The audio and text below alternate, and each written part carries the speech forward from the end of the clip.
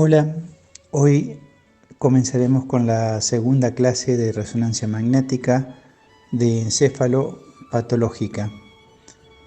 Trataremos de interpretar una resonancia magnética de encéfalo, en este caso con patologías tumorales, inflamatorias y lesiones hemorrágicas en distintos estados. Para ello vamos a tener que tener ciertos conocimientos básicos para poder interpretarlas y algunos de los cuales ya han sido vistos en el video anterior, como es la anatomía radiológica normal por resonancia, las secuencias básicas en resonancia que se hablaron en el video anterior, como es T1, T2, FLAIR, difusión, que ya fueron vistas. Y por último hablaremos de la semiología radiológica, que es para la descripción de las imágenes patológicas y su mejor interpretación. Dentro de la anatomía radiológica normal, yo he descrito la forma en que yo sigo el orden, y es a partir de la descripción de los espacios del líquido cefalorraquídeo, comenzando por las cisternas, luego por los ventrículos y el espacio aracnoideo. Posteriormente, la descripción del parénquima encefálico, la sustancia gris y la sustancia blanca, la sustancia gris cortical y los núcleos y la sustancia blanca. Y por último, la descripción de la parte ósea, de la calota sobre todo, y lo que es el cuero cabelludo y partes blandas. Si bien cada uno después con la práctica tomará su camino en la medida que quiera describir o tomar un orden determinado, todos son válidos siempre que no deje ninguno afuera. En esta diapositiva les trato de mostrar cómo es el comienzo de la descripción de una resonancia normal. Esta es una secuencia T2, donde vemos el primer corte, que es el corte más caudal que se comienza normalmente, donde vemos la parte de las cisternas basales libres, se ve la arteria vertebral, el seno sigmoideo, el comienzo del bulbo raquídeo, el orificio más distal del cuarto ventrículo. Vemos los lóbulos cerebelosos y las amígdalas cerebelosas. También se alcanza a ver lo que es la vena yugular interna y la arteria carótida. La parte más anterior alcanzamos a ver los senos maxilares, que se ven hipointensos porque están libres, se encuentran con aire. Los cornetes, que se ven en la línea media, se ven brillante porque la mucosa está algo inflamada. Esta diapositiva es un corte más cefálico a la altura de los ventrículos laterales, también en secuencia T2, donde vemos los ventrículos laterales con el líquido cefalorraquídeo blanco brillante, o sea, hiperintensos. También podemos ver el líquido cefalorraquídeo a nivel del espacio aracnoideo, la sustancia gris cortical, que se ve gris clara, y la sustancia blanca, que se ve gris oscura. Por eso es un T2. Vemos también los núcleos grises, como ser el núcleo lenticular y el tálamo. En esta diapositiva también son secuencias T2. Está representada en color verde lo que es a la izquierda los lóbulos frontales y los lóbulos parietales a la derecha. Es nada más que una representación para una guía que tengan de la parte normal. Seguimos viendo la parte de los núcleos lenticulares, núcleos caudados y el tálamo, pues es la misma imagen que la anterior, nada más que se encuentra coloreada los lóbulos para mejor representación de los mismos. También estamos viendo los lóbulos de la ínsula. Esta diapositiva presenta también en secuencias T2. Se observa a la izquierda, tenemos la representación en color verde de los lóbulos parietales y se alcanzan a ver los ventrículos laterales blancos brillantes y se ve limitado entre los dos colores verde en la parte de los lóbulos occipitales hacia la derecha, que están representados en color verde. En estas diapositivas que hemos visto las cisternas basales, hemos visto el espacio subaracnoideo y los ventrículos que corresponden a todo lo que es la parte normal del líquido cefalorraquídeo. Ahora vamos a comenzar en las imágenes que siguen lo que vendría a ser vamos a comenzar con la parte patológica del líquido cefalorraquídeo y que viene a ser a la dilatación o colapso de los ventrículos y a lo que es la hidrocefalia, que correspondería a la dilatación de los ventrículos con el edema periependimario. En esta diapositiva vemos que hay una marcada dilatación de los ventrículos laterales y del tercer ventrículo, con un aumento de la señal periependimaria que se refleja en las secuencias derivadas del T2 que se ve en la imagen B, C, D y E, que se presenta con un halo periependimario. Esto se debe a la presencia de una formación expansiva que se encuentra a nivel del tronco cerebral, que ocasionó un colapso del cuarto ventrículo, evitando la circulación del líquido cefalorraquídeo. Esto hace que se aumente la presión a nivel del tercer ventrículo y ventrículos laterales, provocando el edema a través del tejido periependimario. Estas son las cosas que nos deben llamar la atención a primera vista y es por eso que nosotros tenemos que tener un conocimiento de la morfología normal de los ventrículos laterales para que inmediatamente nos llame la atención la alteración en la morfología de los ventrículos y eso a su vez nos llama la atención luego el cambio de señal alrededor de los ventrículos, el cual no debería verse de esta manera en las distintas secuencias. Continuando con el algoritmo de las secuencias de descripción del estudio, vamos a ver el parénquima cerebral. Dentro del parénquima cerebral vamos a describir la sustancia gris y la sustancia blanca. La sustancia gris vamos a ver la cortical y los núcleos, que es donde vamos a encontrar la sustancia gris. En esta diapositiva tenemos una secuencia de Fleer en corte sagital, donde vemos una alteración de la sustancia blanca.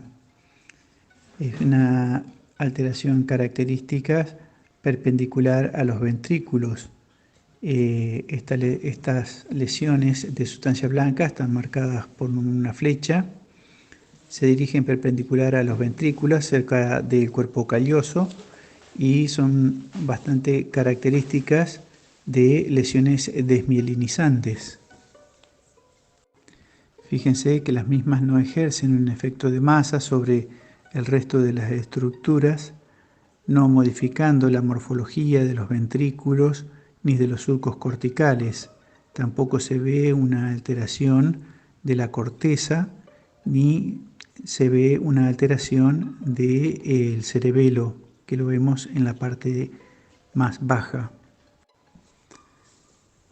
En esta diapositiva vemos una alteración mixta de la sustancia gris y blanca ocasionado por un infarto de la arteria cerebral media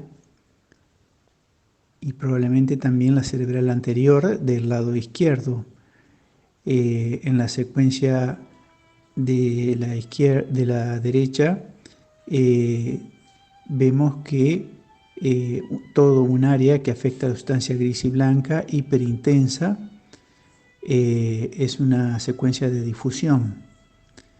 En la angiografía se ve la falta de flujo o una marcada reducción de flujo en el territorio de esas arterias.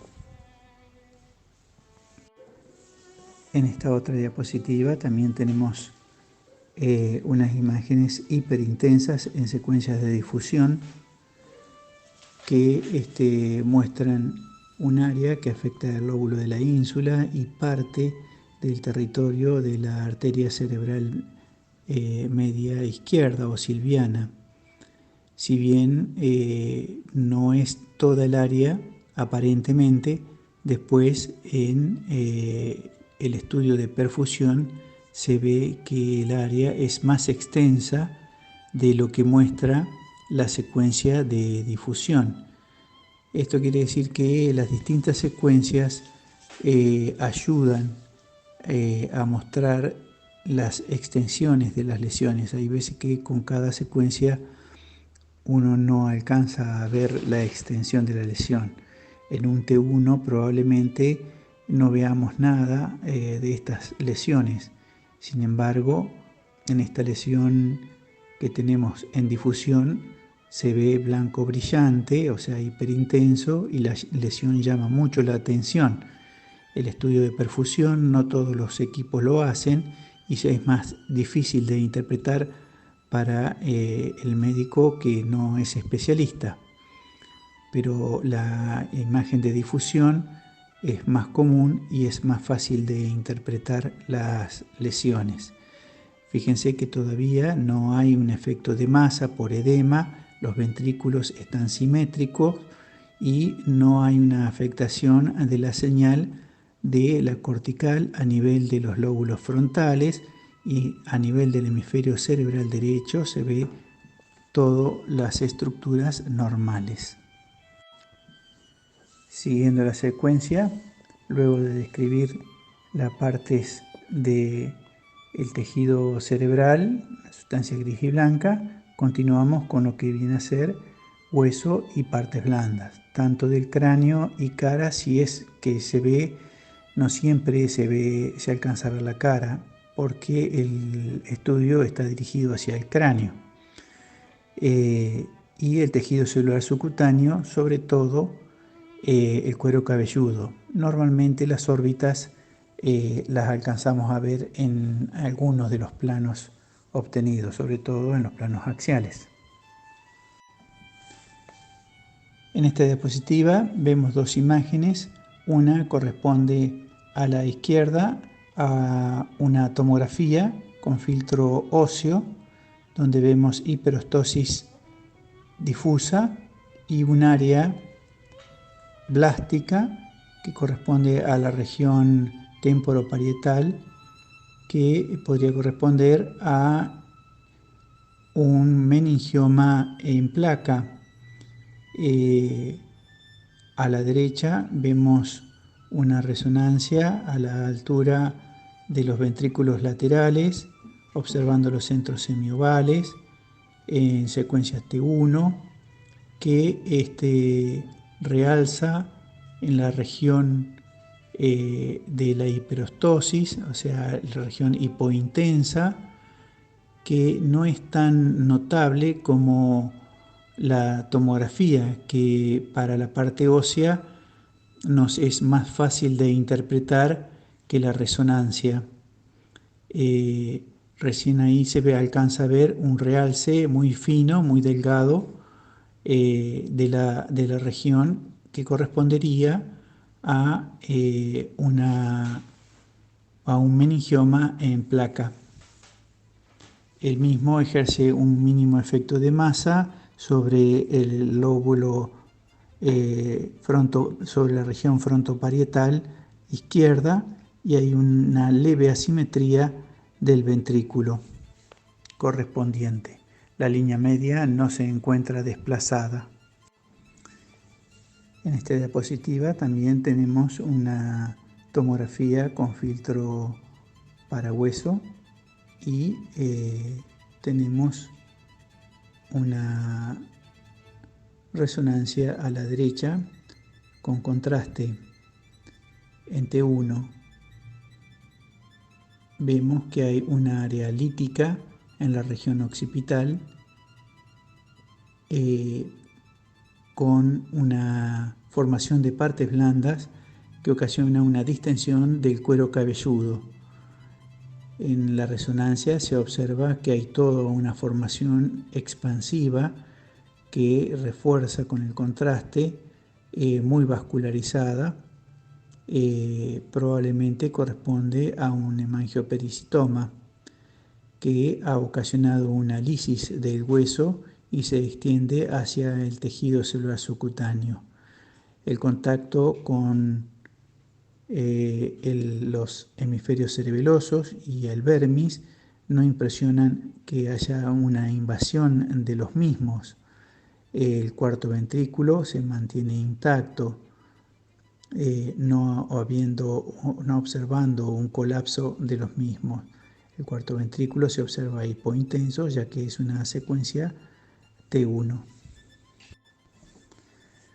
Siguiendo con la semiología radiológica, vamos a analizar la localización de las lesiones, si son intra o extraaxiales, analizar las características de las lesiones y las alteraciones asociadas a dichas lesiones.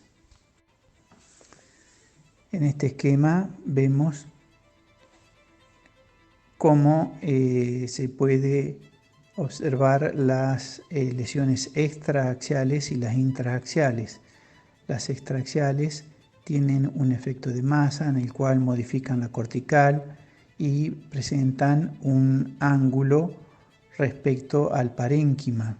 Puede haber también una línea, en algunos casos, de líquido cefalorraquídeo entre la lesión extraaxial, o sea, por fuera del cerebro, pero dentro del cráneo, y el cerebro en sí.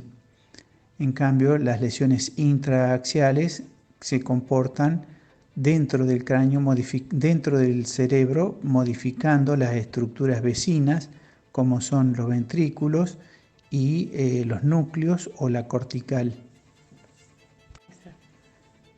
En este otro gráfico muestra también que las lesiones extraaxiales pueden ocasionar a veces una deformación de la calota craneana, con la cual tienen un íntimo contacto, y también lo que se llama la cola dural, que es una afectación de la dura madre o una continuidad con la dura madre a la cual afectan.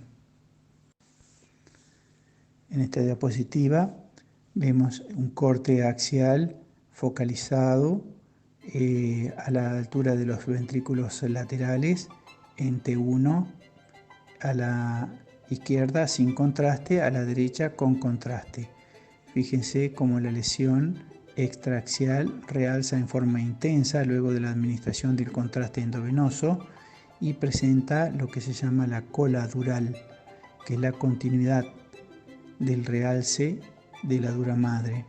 Eso nos indica que la lesión es extraaxial y probablemente corresponde a un meningioma. Este es un corte coronal donde también vemos una lesión expansiva en secuencia T1, ya con contraste, que afecta al lóbulo parietal, ejerciendo un efecto de masa, modificando la cortical. Vemos la cola dural y que se extiende hasta el seno longitudinal superior. Acá tenemos en esta diapositiva tenemos una lesión intraaxial, la cual presenta una lesión focalizada de límites más o menos netos con un importante edema perilesional. Esta es una secuencia de FLAIR con un importante edema. Fíjense que el líquido cefalorraquídeo en los ventrículos laterales es hipointenso y el edema es hiperintenso. El mismo ejerce un efecto de masa comprimiendo el ventrículo lateral y ocasionando un ligero desplazamiento de la línea media hacia la izquierda. Eso nos muestra que la lesión es intraaxial. También hay una afectación de la calota. Las lesiones intraaxiales, en general, las metástasis corresponden aproximadamente al 50%. En general son múltiples. Los tumores primarios generalmente son únicos y la mayoría corresponden a gliomas. En estas imágenes del mismo paciente vemos un corte superior a la altura de los centros semiovales y otro a la altura de los ventrículos laterales y tercer ventrículo. En los mismos se observan múltiples imágenes nodulares de diferente tamaño con áreas hipointensas que realzan en forma periféricas. Algunas se encuentran en el parénquima cerebral y otras se encuentran en el espacio aracnoideo. En esta diapositiva observamos distintas imágenes de distintos pacientes en las cuales las 4 de arriba presentan lesiones expansivas en el hemisferio cerebral izquierdo que realzan en forma intensa y periférica luego de la administración de gadolinio con necrosis central, presentando edema perilesional, ocasionando en alguna de ellas desviación de la línea media y colapso parcial de los ventrículos laterales. Las mismas corresponden a gliomas. En la línea de abajo se observan, la primera es una resonancia en secuencia T2, donde se observa una formación expansiva paraventricular derecha con un ligero efecto de masa que ocasiona deformación del ventrículo lateral derecho. La segunda de la línea de abajo es una gran formación expansiva que ocasionó colapso y hernia subfalciana. Esta misma lesión colapsó y pasó la línea media, desviando el hemisferio cerebral derecho e invadiendo el izquierdo. Todas han sido gliomas en distintos estadios. En esta diapositiva observamos una formación expansiva en un niño. En la imagen A es una secuencia T2 donde se observa una formación expansiva en fosa posterior con un área quística, con un nódulo mural sólido en la parte posterior lateralizada hacia la izquierda, que afecta predominantemente el hemisferio cerebeloso izquierdo y el vermis, ocasionando colapso prácticamente total del cuarto ventrículo. Y presenta límites netos. Este tipo de lesiones normalmente corresponde a astrocitoma pilocítico. En la imagen B es el mismo paciente y corresponde a una secuencia T1, donde se observa la hipointensidad de la señal tanto del líquido cefalorraquídeo en el cuarto ventrículo como de la zona quística del tumor, observando el realce del nódulo mural. Obsérvese que los lóbulos temporales no se observan afectados. Toda la lesión ha afectado la fosa posterior. Siguiendo con la semiología radiológica, un poco es lo que hemos estado hablando en la descripción de las lesiones, donde se indica si las lesiones son quísticas, sólidas, las características de los límites, los bordes, si captan o no el medio de contraste. Las calcificaciones en resonancia son más dificultosas de ver, sobre todo si tienen pequeño tamaño, respecto a la tomografía, donde es más fácil de ver las calcificaciones. Si bien hay secuencias como el GRE que permiten ver las calcificaciones con mayor facilidad. En esta diapositiva vemos un esquema, un dibujo de los distintos sangrados que podemos encontrarnos dentro del cráneo,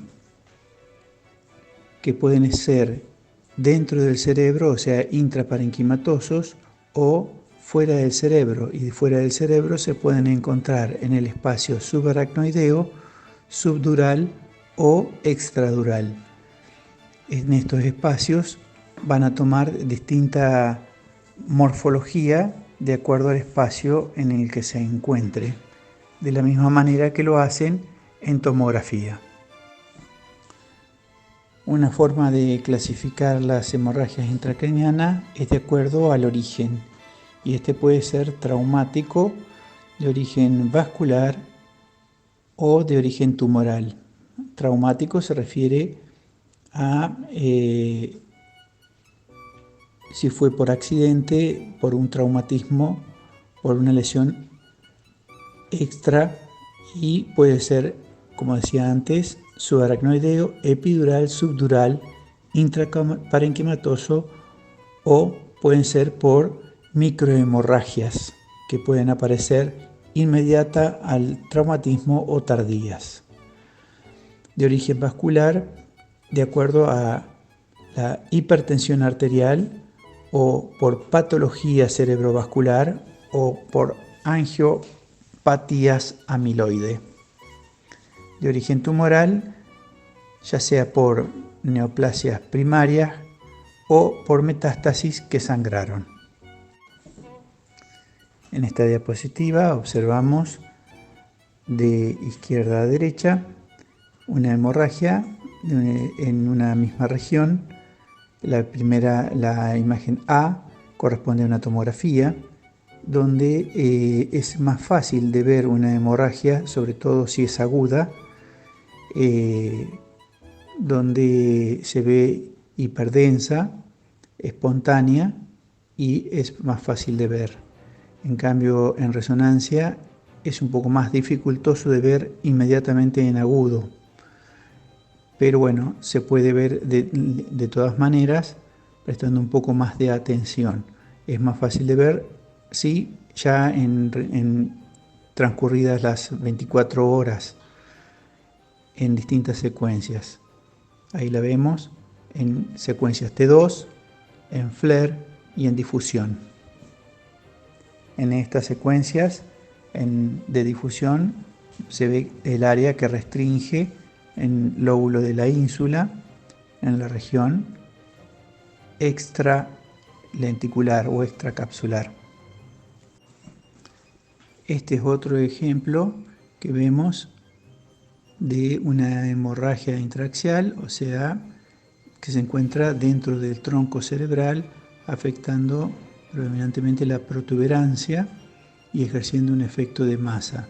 Ya es una lesión que ejerce un efecto de masa comprimiendo el cuarto ventrículo y ocasionando colapso parcial de las cisternas basales y peritroncales.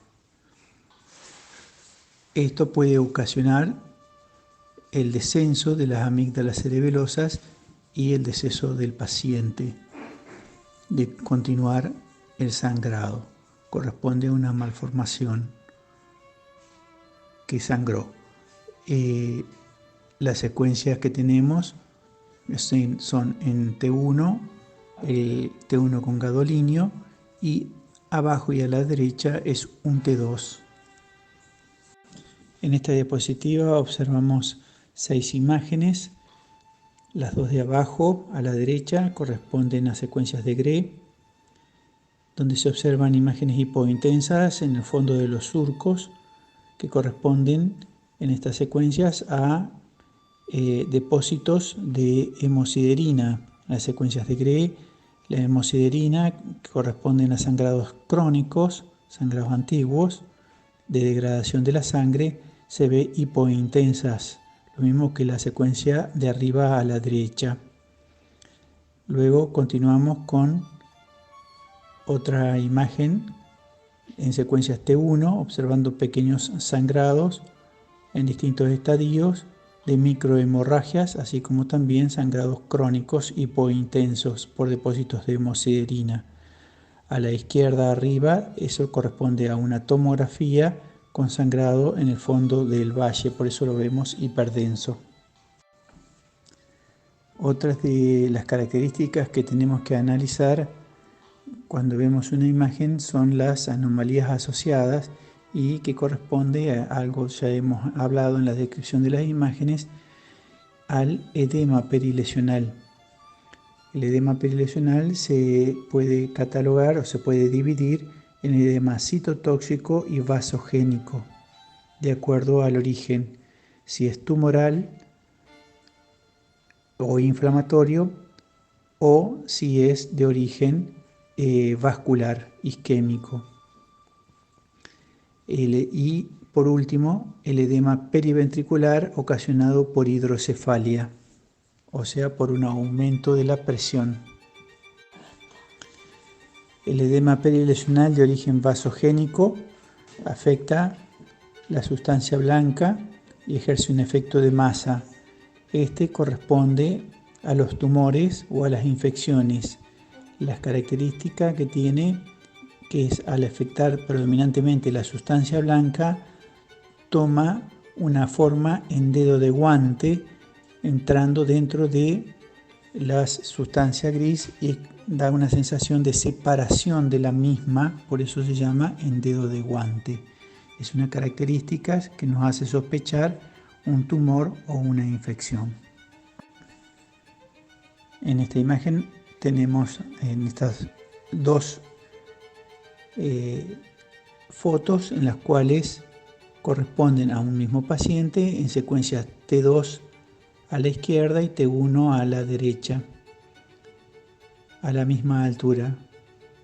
El T2 muestra más claramente la lesión, que tiene áreas quísticas en el centro, polilobuladas, con un edema perilesional. Fíjese cómo el edema afecta a la sustancia blanca y da la sensación que empuja a la cortical. El T1 no es tan demostrativo para este tipo de lesión o de edema perilesional. En esta diapositiva observamos 3 imágenes. Las de los extremos corresponden a tomografías axiales a la altura de los ventrículos sin contraste, donde se observa la lesión en situación frontal derecha con un importante edema perilesional. La primera, la A, tiene un efecto de masa que se extiende hasta el hemisferio frontal izquierdo, con un incremento de la densidad del líquido cefalorraquídeo en el ventrículo lateral derecho. La imagen del medio corresponde a una resonancia en secuencia de Flair, donde muestra un marcado aumento de la señal del lóbulo frontal derecho, con un aumento de la señal y la presencia de un material hiperintenso a nivel del ventrículo lateral derecho en su cara lateral por vuelco ventricular. Corresponde a un absceso cerebral con vuelco ventricular por comunicación con el mismo. Lo importante es el edema perilesional al que no hacemos referencia, la forma que tiene en dedo de guante y cómo se extiende hacia el lado contralateral. En la tercera imagen, la C, se observa también el edema, no tan notable como en los otros dos casos, con una leve disminución de volumen por el efecto de masa que comprime la prolongación frontal del ventrículo lateral derecho. El edema citotóxico corresponde a un edema perilesional por afectación por necrosis ocasionado por un infarto y afecta a la sustancia gris y blanca. En esta imagen vemos 4 diapositivas, 2 de las cuales corresponden a difusión y otras 2 corresponden a flare, donde se observan las lesiones hiperintensas y que restringen. La imagen A corresponde a una lesión en territorio de la arteria cerebral media y posterior del lado izquierdo, donde se observa una extensa área hiperintensa. La misma todavía no ejerce un efecto de masa, ya que es una lesión aguda y todavía no ha progresado. En la imagen B es una secuencia de difusión y se observa un área que restringe en territorio de la arteria cerebral media derecha en forma parcial. Lo mismo que en la imagen E, donde se observa una lesión de pequeño tamaño en la región rolándica de el hemisferio cerebral izquierdo. En la imagen F se observan varias lesiones de ambos hemisferios, una en territorio de la arteria cerebral media izquierda y otra en arterias profundas afectando la región talámica y lenticular derecha.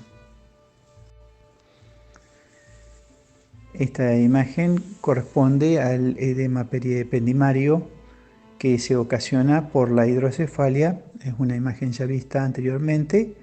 Corresponde al edema periependimario ocasionado por una lesión expansiva a nivel del tronco cerebral que ocasionó colapso del cuarto ventrículo y una hidrocefalia con el consiguiente aumento de presión y edema periependimario. A tener en cuenta también otro efecto de masa que ocasionan las lesiones intracraneanas, que pueden ser tanto de sangrado como tumorales. Las lesiones ocasionan un efecto de masa ocasionando desviaciones o herniaciones. Las mismas van a ser a través de los agujeros normales o hendiduras que tiene el cráneo, ya sea a través del foramen magnum o a través de otros agujeros o agujeros provocados por el hombre como craneotomía, o a través de los orificios que se encuentran delimitados por las membranas internas, ya sea por el tentorio o por la hoz del cerebro. Así tendremos las herniaciones subfalcianas, por ejemplo. En esta imagen tenemos un ejemplo de una resonancia en un plano sagital, en un corte en secuencia T1 con gadolinio, donde vemos en un niño una formación expansiva en fosa posterior con un área quística extensa y un nódulo mural. Dicha formación ha crecido y ejerce un efecto de masa tocando el tentorio. Como no puede expandirse dada la rigidez del tentorio y del hueso alrededor, el único orificio de salida que tiene es el agujero occipital. Por eso tenemos una herniación tonsilar. En esta imagen vemos un corte coronal en secuencia T2 a la altura de los hipocampos, donde se observa una pequeña herniación a través de un orificio ocasionado por el hombre, una craniotomía en la región parietal izquierda. Otras lesiones que podemos encontrar es la secuela que queda después de que pasó algún tipo de noxa y queda una atrofia cerebral. Este es un esquema donde muestra, por ejemplo, la reducción o la morfología que toma la cortical con la pérdida de volumen de la corteza, la profundización de los surcos y el aumento de volumen de forma pasiva de los ventrículos. Por último tenemos un corte coronal en secuencia T1 posterior, donde se observa los lóbulos occipitales y parte de los lóbulos cerebelosos. Se observa el aumento del espacio aracnoideo cortical con un adelgazamiento de la corteza y profundización de los surcos. Muchas veces hay que tener en cuenta la edad del paciente, dado que esto también puede ser un proceso de acorde con la edad del paciente que hay que tener en cuenta en los mismos. Bueno, desde ya muchas gracias por haber llegado hasta acá, si es que pudieron llegar. Y el tema es sumamente extenso y complicado, pero se trata de una primera intención de arrimarlos a médicos no especialistas hacia un tema complejo como es la resonancia y aún más en la resonancia cerebral, que va cambiando día a día y va evolucionando con nuevas secuencias y nuevas técnicas, pero por lo menos estas son las básicas y, como les dije al principio, este es una forma de mirar un estudio. Existen distintas maneras y cada uno tiene la suya y todas son correctas. Muchas gracias.